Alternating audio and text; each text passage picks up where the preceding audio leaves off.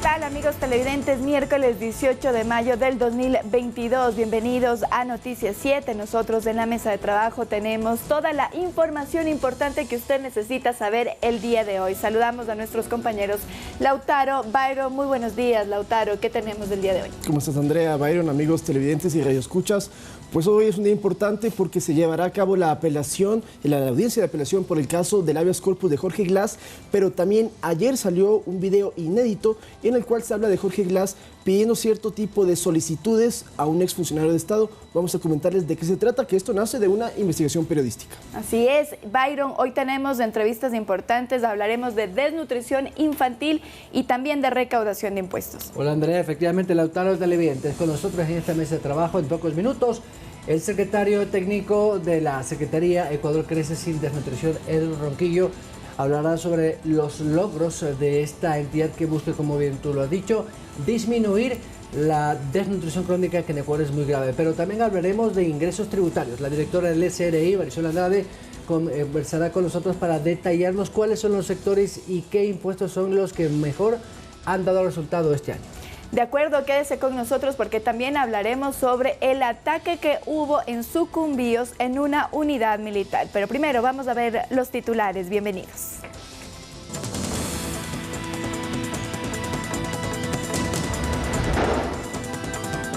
Dos militares heridos y 2 fusiles HK del ejército robados. Es el saldo de un ataque de delincuentes en el batallón de Selva Putumayo, en el límite fronterizo con Colombia. Revelador video de una reunión entre el entonces vicepresidente Jorge Glas y el director de la Agencia de Regulación de Hidrocarburos revelaría acuerdo para fomentar la venta de gasolina y explosivos en la zona oriental del país en el año 2014, antes de las elecciones. En deportes, Richard Carapaz sufre una caída en la etapa 10 del Giro de Italia, pero sigue en el 4º puesto de la clasificación general.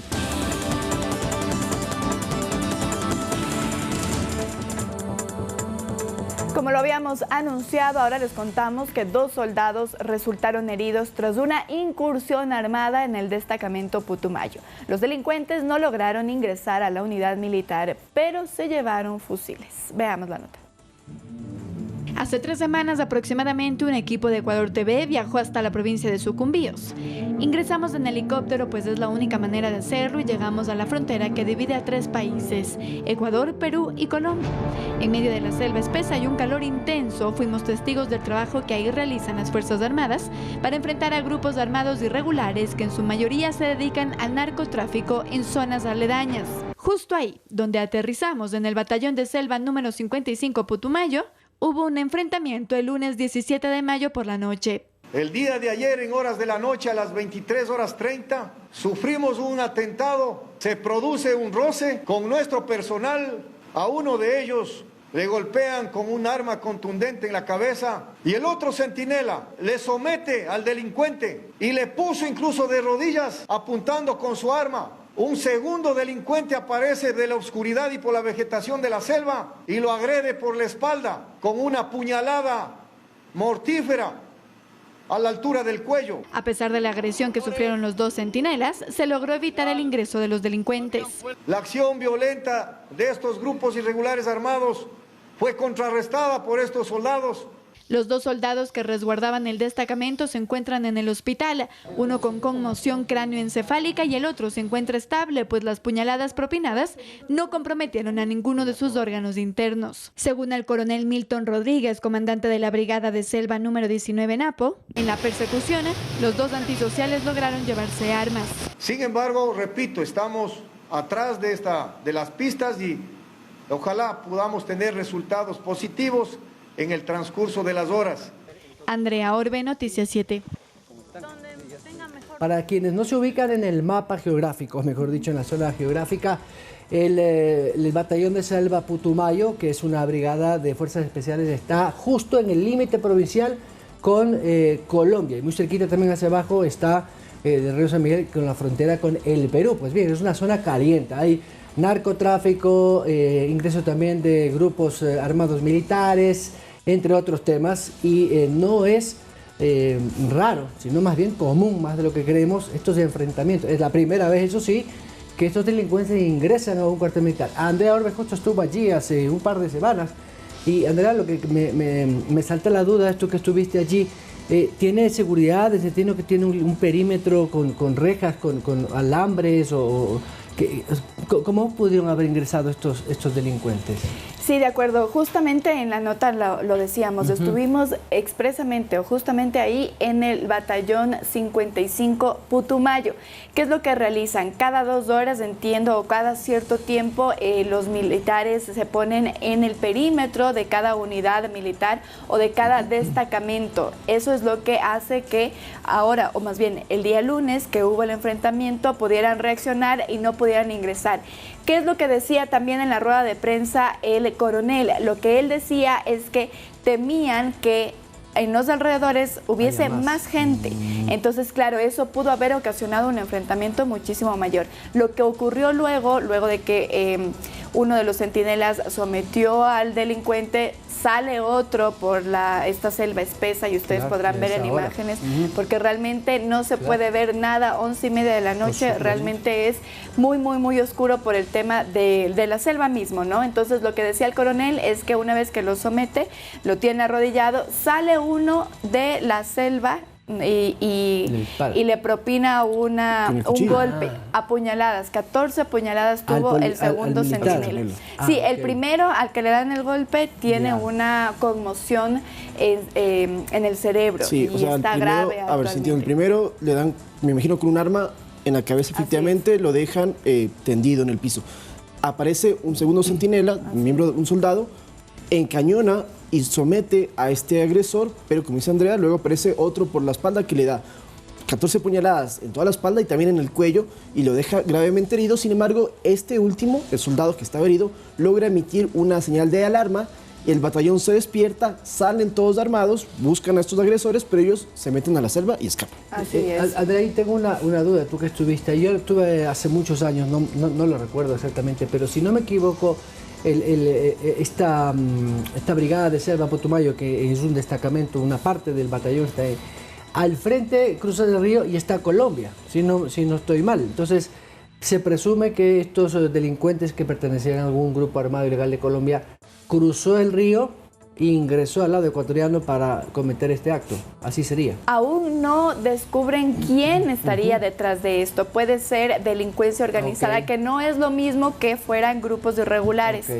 El que sí está al frente es Puerto Rodríguez, que incluso el 30 de marzo pasado ya tuvo un enfrentamiento porque encontraron bases clandestinas, estaban descansando, los militares pues se enfrentaron con ellos, tuvieron un encuentro ahí. Ese sí está al frente de Colombia y al otro lado Perú. Puerto Rodríguez. Este batallón 55 Putumayo está un poco más hacia adentro y es donde precisamente incluso se ingresa solo por helicóptero, como lo podemos ver en eso. Mira, así están, como lo ven ahorita en imágenes, así se encuentran cada cierto tiempo, van rotando los soldados para poder cuidar o resguardar el perímetro. Lo que sí ha dicho el coronel es que se llevaron los 2 fusiles de los 2 militares que estaban al resguardo y estaban haciendo turno en ese momento. Lo que hay que esperar hoy es conocer información sobre el estado de salud de estos 2 soldados que están heridos, que como dijo ayer el coronel, iban a ser trasladados hasta Quito. Hay uno que está bastante grave, que es el que recibió el golpe evidentemente en la cabeza. Habrá que esperar cómo evoluciona su estado de salud. En cuanto al otro, bueno, en buena hora, las puñaladas que recibió, pese a que fueron 13 o 14, que son bastantes, ninguna tocó un órgano de consideración. Entonces, por ese lado, su recuperación pues tiene un pronóstico mucho más alentador que el otro uniformado.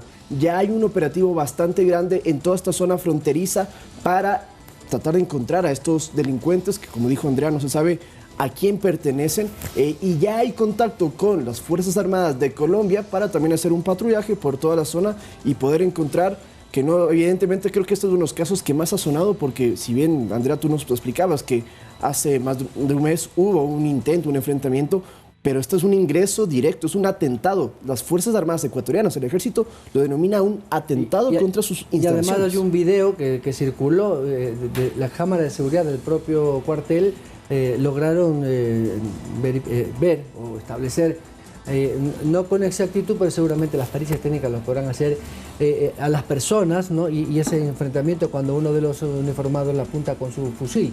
Efectivamente, es un elemento nuevo dentro de la investigación, porque seguramente van a utilizar eso para hacer un seguimiento, a ver si dan con el paradero de alguno de estos delincuentes. Muy bien, y continuando con la información de seguridad, les queremos contar ahora que los grupos de delincuencia organizada del Ecuador expresaron su voluntad para iniciar un proceso de pacificación y terminar la violenta guerra que se ha registrado en las cárceles y calles del país. Las bandas buscan un acuerdo de paz, según informó la Comisión para el Diálogo Penitenciario y la Pacificación. En una rueda de prensa en Guayaquil, la comisión leyó el manifiesto suscrito, esto fue el día de ayer, por los líderes de las organizaciones involucradas en la crisis penitenciaria. Aquí en este memorándum, si así se quiere, están los Lobos, Latin Kings, los Tiguerones y Chone Killers, pero no se mencionó a los choneros, que son comandados por alias Junior y alias Fito Lauta. Efectivamente, estas 4 bandas han tenido acercamientos con la comisión, que es una entidad que fue creada por decreto presidencial, que no es parte del gobierno como tal, sino son unos mediadores que intervienen tanto con las organizaciones narcodelictivas como con el Estado, en este caso con el SNAI, para encontrar la manera de que pare esta cruenta, violenta y hay una serie de calificativos, guerra que se está registrando en las cárceles, que ha cobrado más de 300 vidas en estos últimos 2 meses. Hay 60 personas, más de 64 personas que han fallecido tanto en el Turi como en Santo Domingo, pero ya hay esta voluntad de estos 4 grupos que hemos mencionado que están diciendo: nosotros queremos parar, queremos un inicio del proceso de paz para no seguir enfrentándonos entre sí, para que no haya más masacres. Sin embargo, el director del SNAI también dijo ayer que es muy apresurado decir que con este primer paso que están dando se pueda ya descartar por completo las masacres. Será un proceso que tomará tiempo, que habrá que hacer más negociaciones, pero lo que sí destacan es la voluntad de que dicen: bueno, dejemos a un lado estos conflictos, dejemos las armas, como se dice coloquialmente, y ya tratemos de tener una vida digna en las cárceles. Bueno, lo que decía uno de los comisionados, recordemos que esta comisión fue creada por el presidente de la República en diciembre del año pasado y tenía como objetivo crear un procedimiento, un protocolo y por supuesto unas recomendaciones que le permita al Estado y a todos los organismos de seguridad un procedimiento para tratar de, digamos, mejorar las condiciones, cambiar algunas situaciones internas y por supuesto también cambios de carácter estructural en la legislación, en los reglamentos. Y Nelsa Curbelo, que fue una de las últimas voceras, salió hace algunas semanas, decía una vez que conversábamos aquí que conversaron con varios de los líderes de estas organizaciones delictivas en varios centros de detención y les manifestaron su voluntad de poder llegar a un, más que un acercamiento, a una especie de alto al fuego, por usar un término, una tregua, pero no un acuerdo de paz, que no es lo mismo. Lo aseguró Nelsa Curbelo y el nuevo vocero de esta comisión también lo ratificó. Entonces, han hecho llegar a estas organizaciones, de hecho hay un video que se mostró ayer en la rueda de prensa, por parte de uno de los líderes de estas bandas dentro de la cárcel con todos sus compañeros de agrupación, en el que le decían al Estado a través de la comisión: pues queremos sentarnos a conversar, pero sin la intermediación del Estado, sino entre ellos. Claro. Vamos a ver qué tan... Porque es un conflicto entre ellos también, ¿no? Es un conflicto entre ellos, pero evidentemente esto está saltando la violencia en las calles, pero y lo positivo, creo yo, es que por lo menos de las partes ya hay una aceptación. A ver, sentémonos por lo menos a convivir en paz, por lo menos entre las cárceles. Lo que tú decías, para ser más específicos, fue en julio cuando los choneros ya habían dicho que querían, digamos, conversar para este supuesto no acuerdo, como tú lo dices, no acuerdo de paz, sino para iniciar un proceso que pues dé un poco de calma dentro de las cárceles. Lo que ha dicho también ayer Narváez es que con esto no se garantiza totalmente que no haya un nuevo amotinamiento dentro de las cárceles, pero evidentemente es un paso que dan pues las bandas delictivas en los centros penitenciarios. Ya hubo una especie de tregua que fue en noviembre del año pasado, cuando secuestraron a la hija de alias Fito, que es el líder de los choneros. Él, luego de que la liberaron, tuvo una conversación con los líderes de los lobos, que son a los que se atribuyen este secuestro, y dijeron, paremos ahí. Sin embargo, en este 2022, los enfrentamientos ya no son entre choneros y lobos, sino entre los propios lobos con sus células disidentes, que nace esta agrupación de los R7, de alias Anchundia, y ahora entre ellos se están peleando. Entonces, si bien los lobos como organización dicen, ok, vamos a este alto el fuego, a esta tregua, pero tienen sus pequeños grupos que están saliéndose del control que tienen, y eso es lo que está perjudicando evidentemente todo y puede entorpecer este proceso de paz. De acuerdo, estaremos igual expectantes de lo que pueda ocurrir. Y ahora vamos a cambiar de tema, porque ayer un portal digital reveló un video de una reunión del ex vicepresidente Jorge Glass, donde solicita al entonces director de la Agencia de Regulación y Control Hidrocarburífero que subiera los cupos de venta de combustibles y eliminara las restricciones a la comercialización de explosivos.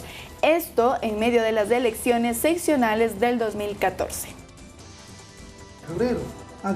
El portal digital Código Vidrio difundió un video del ex vicepresidente Jorge Glass durante una reunión con José Luis Cortázar, ex director de la Agencia de Regulación y Control Hidrocarburífero.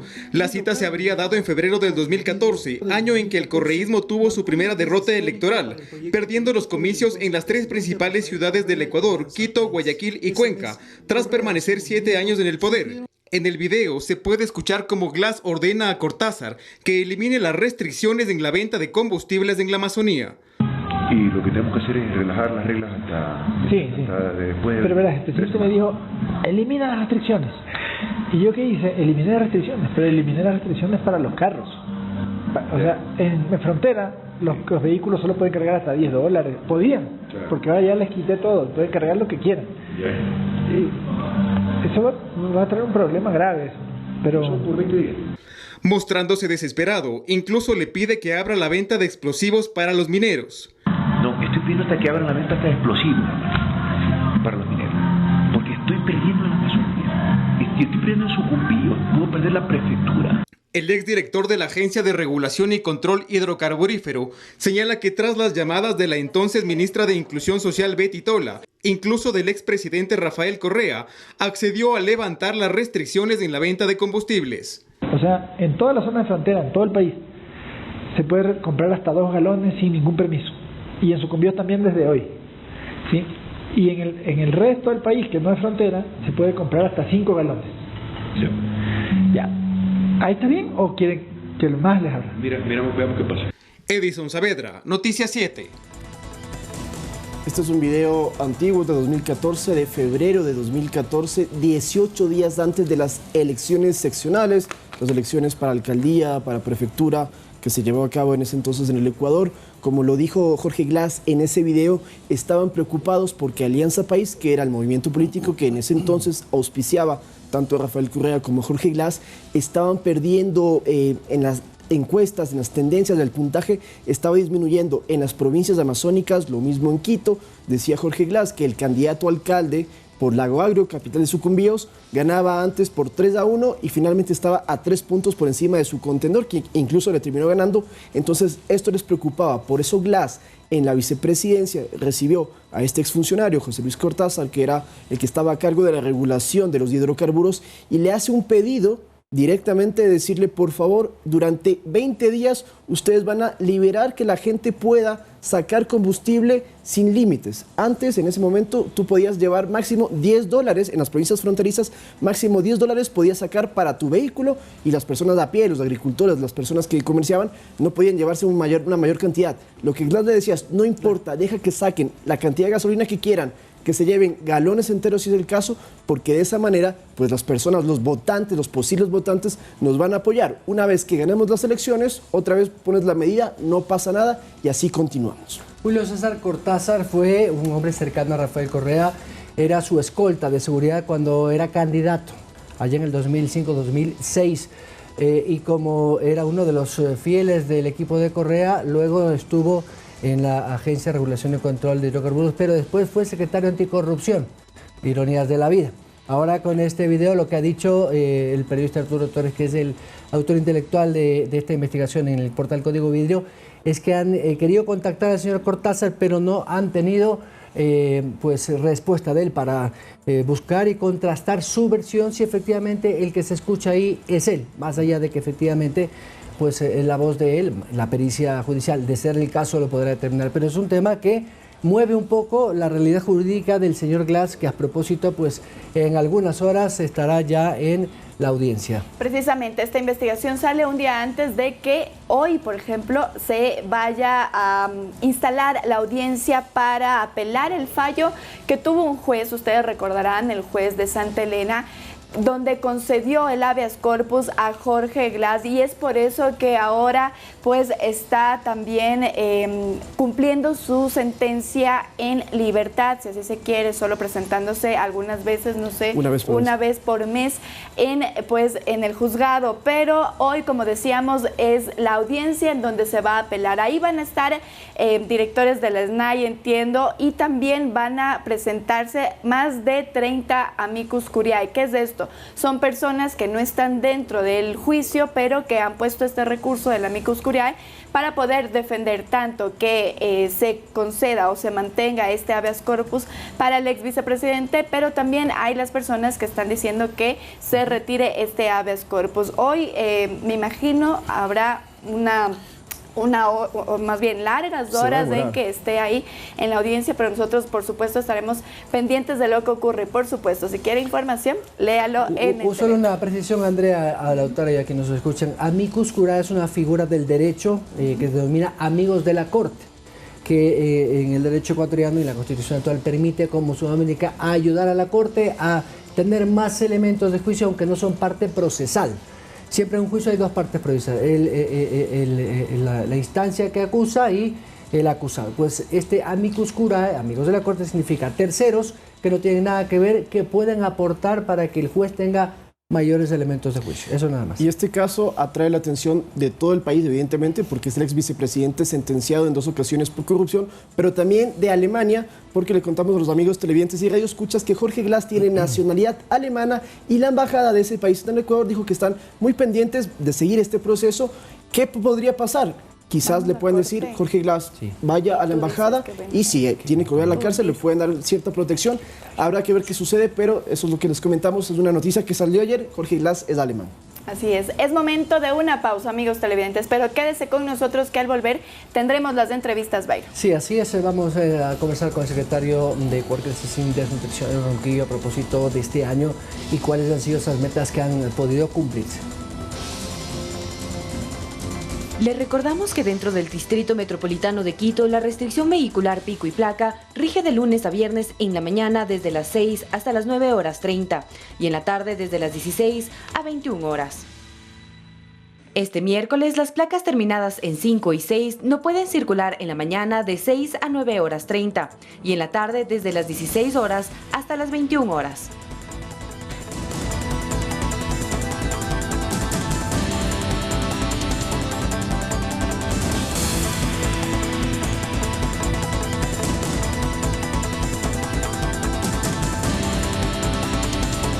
Siete 25 de la mañana. Como lo habíamos anunciado con nosotros el secretario técnico de Ecuador Crece sin Desnutrición Infantil, Edwin Ronquillo, y es que uno de los objetivos del presidente, y siempre lo ha dicho cuando era candidato y pues ahora fue presidente, Ecuador tiene uno de los índices más altos de desnutrición infantil crónica, y era uno de los objetivos precisamente disminuir eso con un trabajo coordinado con otras instancias del gobierno, pero la Secretaría Técnica de Ecuador Crece con Desnutrición Infantil Crónica es el eje articulado de estas acciones. Secretario, gracias por acompañarnos. Buenos días. Muchas gracias. Sí, efectivamente, el presidente de la República, Guillermo Lasso, estableció como una de las prioridades de su gobierno el reducir en 6 puntos porcentuales la desnutrición crónica infantil hasta el año 2025.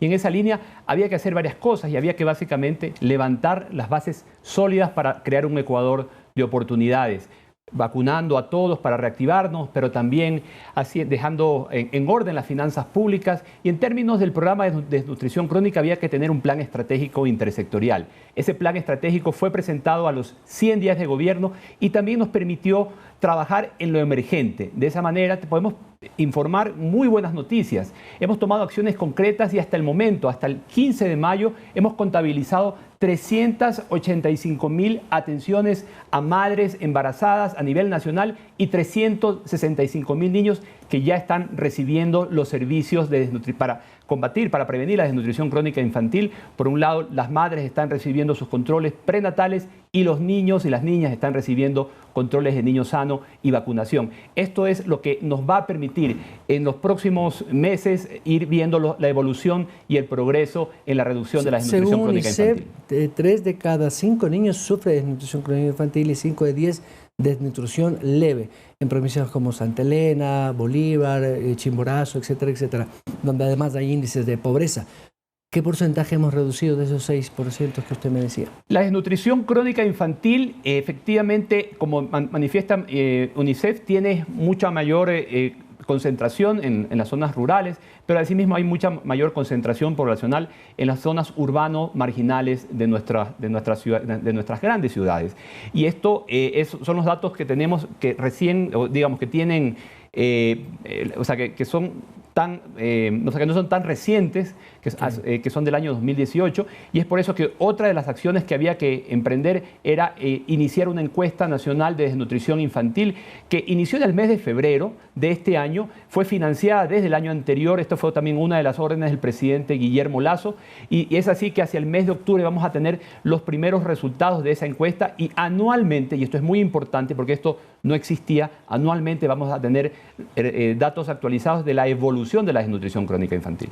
Eso precisamente, entendemos que los datos que se registran actualmente, como lo ha dicho Byron, son desde antes incluso de la pandemia. Entonces, también quisiera saber si tal vez tienen un dato general de cómo ha incrementado la desnutrición infantil en el Ecuador. Y usted también decía que se han realizado atenciones ya a mujeres embarazadas, etcétera. ¿Cuál es este tipo de atenciones? Y hay tal vez un bono, entiendo, para mujeres embarazadas ahora.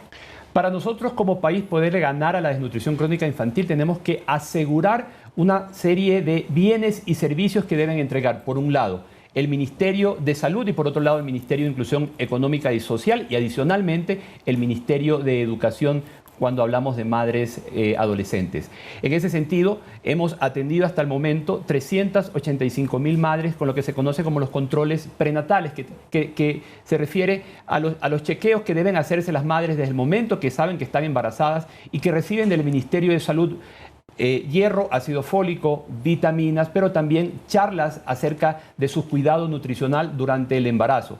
Y a los niños, una vez que nacen, hay que entregarle varios servicios. Primero, asegurar que tengan registro de nacimiento, que eso también fue descuidado en los últimos años, y una vez que ya el niño nace, debe recibir sus controles de crecimiento, el control de talla y peso que permite ver la evolución de su crecimiento, y en base a sus necesidades los médicos le entregan micronutrientes, hierro en el caso que padezcan anemia, y sobre todo las madres reciben charlas acerca de nutrición, de cuidado de manos, de manejo higiénico de los alimentos y de lactancia materna. La lactancia materna debe ser exclusiva hasta los 6 meses y en conjunto con la alimentación del hogar debe mantenerse hasta los 2 años. De esa manera vamos a vencer la desnutrición crónica infantil. Secretario, tienen 330 millones de dólares de presupuesto. ¿Cómo se distribuye para aplicar en esta política de salud pública que podríamos denominarla también?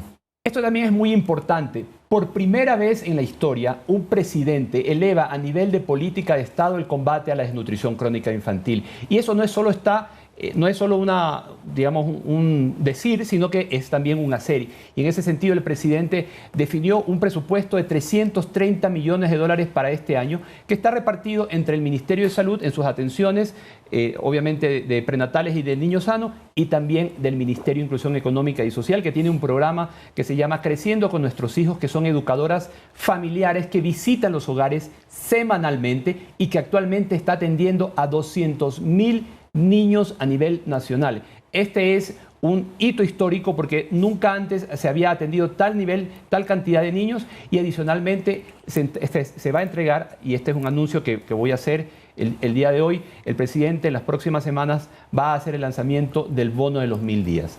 Este bono está destinado a cerca de 25.000 mujeres en este año y vamos a llegar a 40.000 en el próximo año, y que va a permitir que las madres aquellas que tienen mayor situación de pobreza y extrema pobreza puedan tener un piso mínimo de protección social y que puedan acceder a los alimentos de la canasta básica. ¿Para cuándo estaría esto, secretario?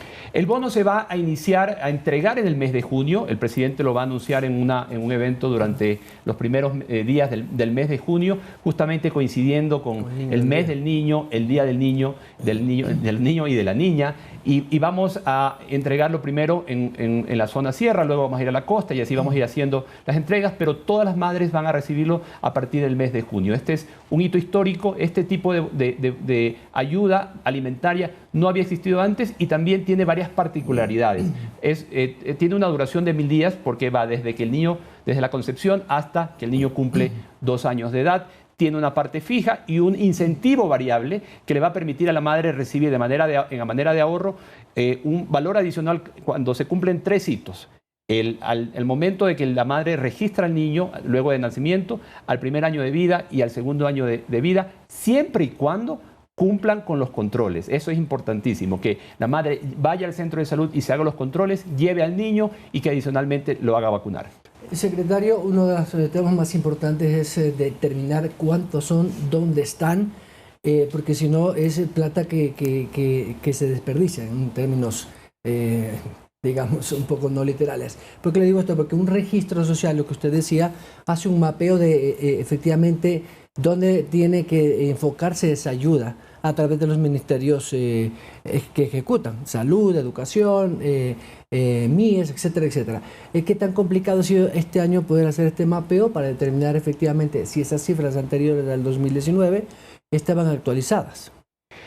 Una de las cosas que nos dimos cuenta es que justamente no había información y también la población no tenía información. Las familias desconocen del problema y tampoco obviamente cuando un problema está escondido, un problema es invisible, no se lo puede confrontar. Y es así que con el proyecto Infancia con Futuro que el presidente de la República, Guillermo Lasso, presentó el 30 de noviembre del año 2021, vamos a iniciar durante el mes de junio, en conjunto con las universidades, vamos a iniciar un proceso de brigadas que van a buscar a todas esas madres que no están recibiendo atenciones, a esos niños que no han sido registrados y vamos a derivarlos hacia los servicios de salud, de inclusión económica y social, de vivienda inclusive y del Ministerio de Educación. Esto es muy importante porque este proceso nos va a permitir llegar a 330.000 hogares. Vamos a hacer la identificación en 330.000 hogares ubicados en las zonas más alejadas de 728 parroquias de 195 cantones en el Ecuador continental. Vamos a cubrir las 23 provincias, pero hemos identificado cantones y parroquias que tienen los más altos niveles de desnutrición y de pobreza, y hacia allá vamos a ir. El gobierno del encuentro no espera, sino que va al encuentro de aquellas madres, niños y niñas que tienen mayor situación de vulnerabilidad y que necesitan recibir los servicios. Secretario, ¿cómo van a realizar tal vez este control o cómo lo realizan con las mujeres embarazadas migrantes? Entendemos que aquí tenemos una población bastante grande de migrantes y que también sufren de desnutrición infantil sus hijos. ¿Cómo están procediendo con ellos y cuáles van a ser los requisitos para recibir este bono de los 1000 días para las madres embarazadas?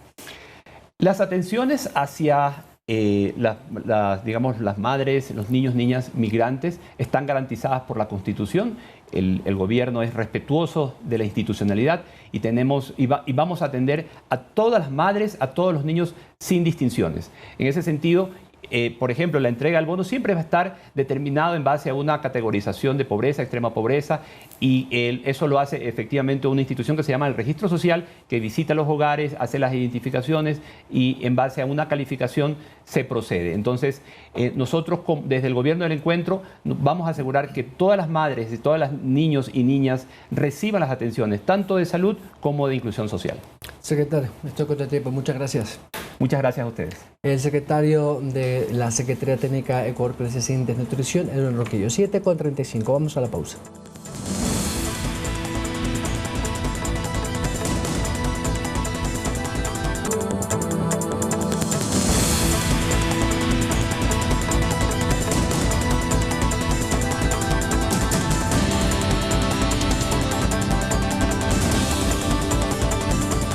Como lo anunciamos con nosotros a esta hora, la titular del Servicio de Rentas Internas, el economista Marisol André. Economista, gracias por acompañarnos. Pues hay números azules en las recaudaciones tributarias. Primero por esas reformas que se hicieron en diciembre del año pasado, pero también una recuperación económica. Creo que son más de 2.100 millones adicionales a lo que fue el mismo periodo del 2021. Byron, buenos días. Andrea, Lautaro, todos quienes nos escuchan, un buen día. Efectivamente, pues hay cifras importantes, cifras que datan de una reactivación económica, de los procesos de control que realiza la Administración Tributaria y también pues de una mejor cultura tributaria. Usted decía, pues hay esas cifras importantes, son 6.650 millones de dólares adicionales que se han recaudado en enero, abril del 2022. De lo adicional son 1.780 millones recaudados adicionales en comparación a enero, abril del 2021.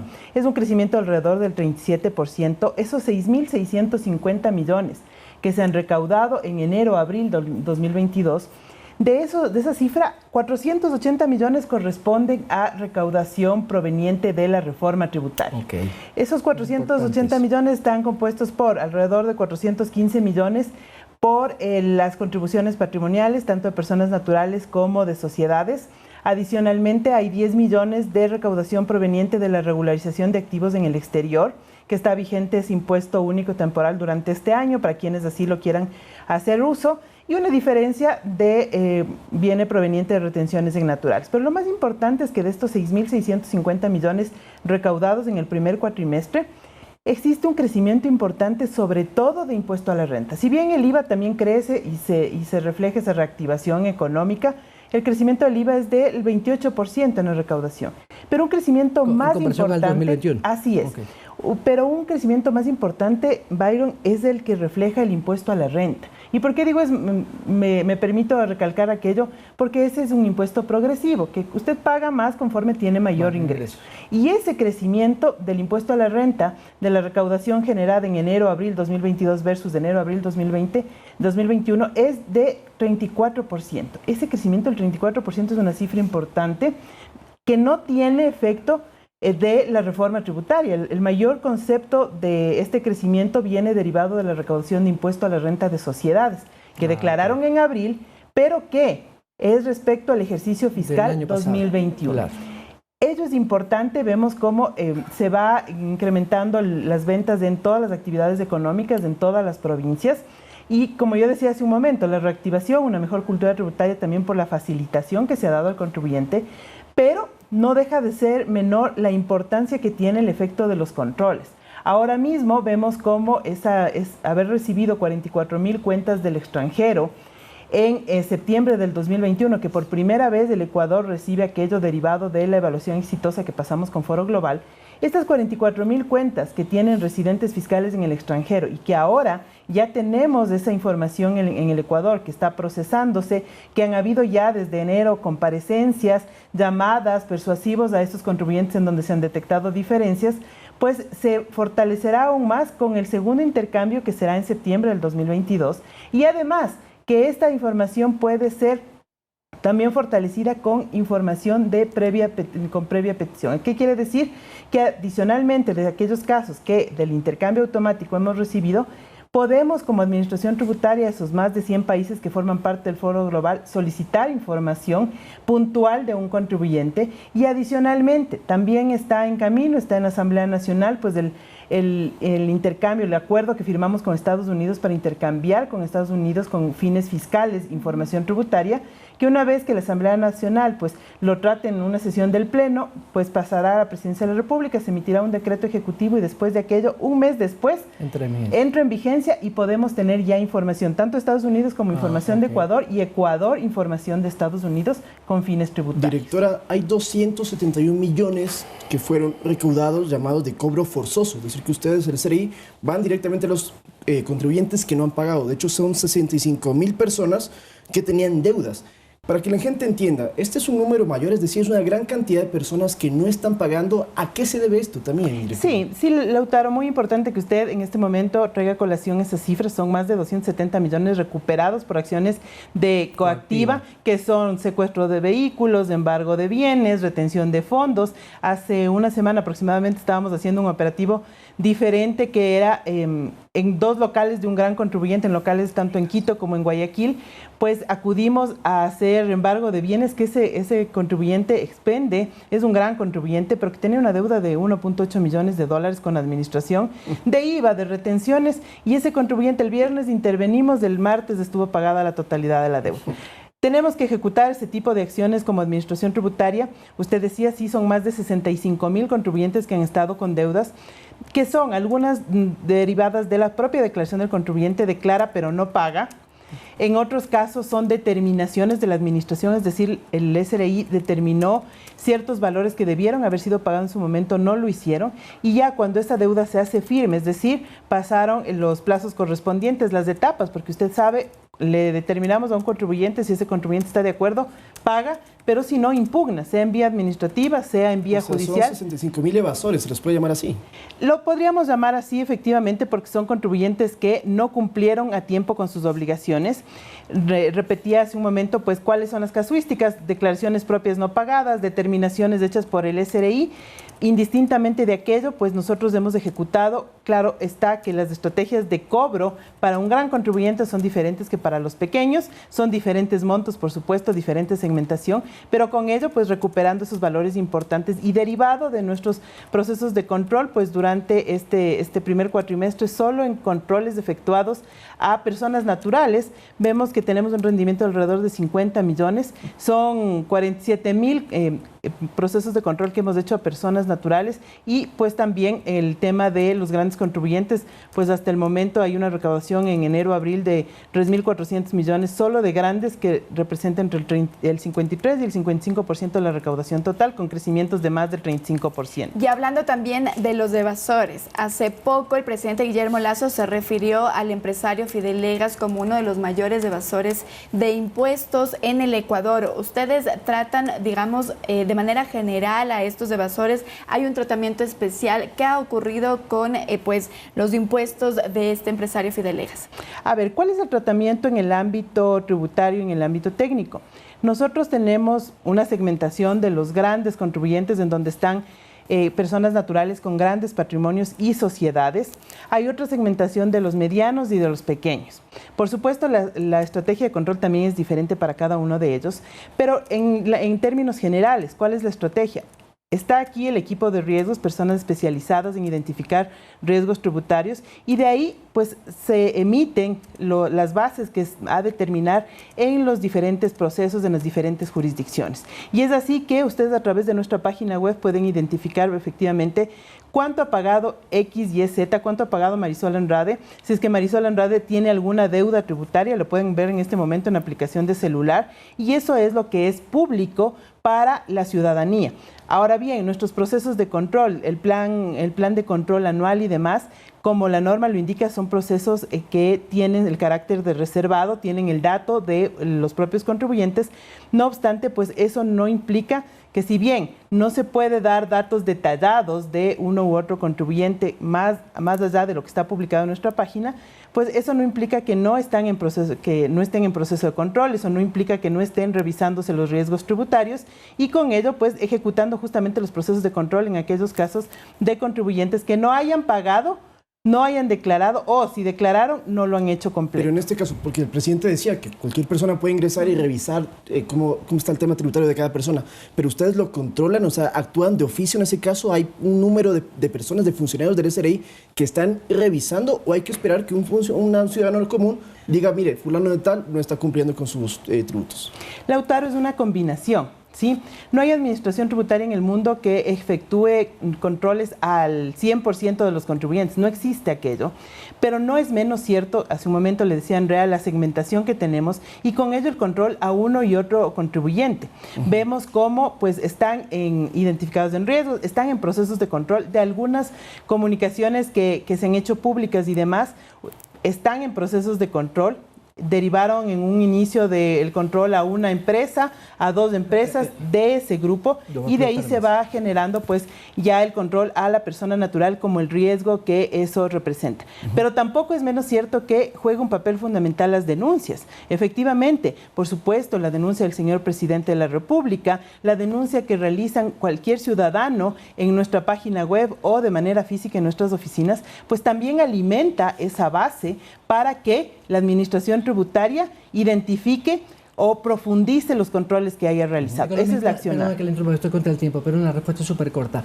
Hay gente que hace compras en internet y hay gente que no recibe o no se preocupa de pedir el comprobante de venta. Entiendo que ustedes van a actuar ahí para que esos contribuyentes se pongan al día en este tema. Sí, mire Byron, efectivamente, pues esta nueva forma de realizar actividad económica que generó mayor espacio durante la pandemia ha sido ya intervenido por la administración. Justamente en días pasados pues habíamos informado a la ciudadanía que son alrededor de $800,000 que se había incautado en mercadería de este tipo de comercios.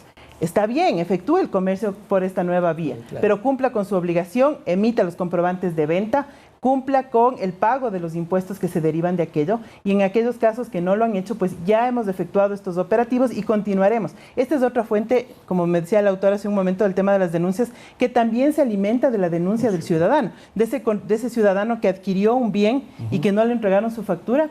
Se han abierto, derivados de denuncias, algunos procesos de control muy interesantes que han permitido recuperar valores a la administración. Economista, estoy con el tiempo. Muchas gracias. Como siempre, un gusto. A ustedes, muchas gracias. La directora del Servicio de Rentas Internas, María Sol Andrade. Nos vamos, chicos. Así es. Muy buen día para todos. Y ya saben, cualquier información, léalo en El Telégrafo.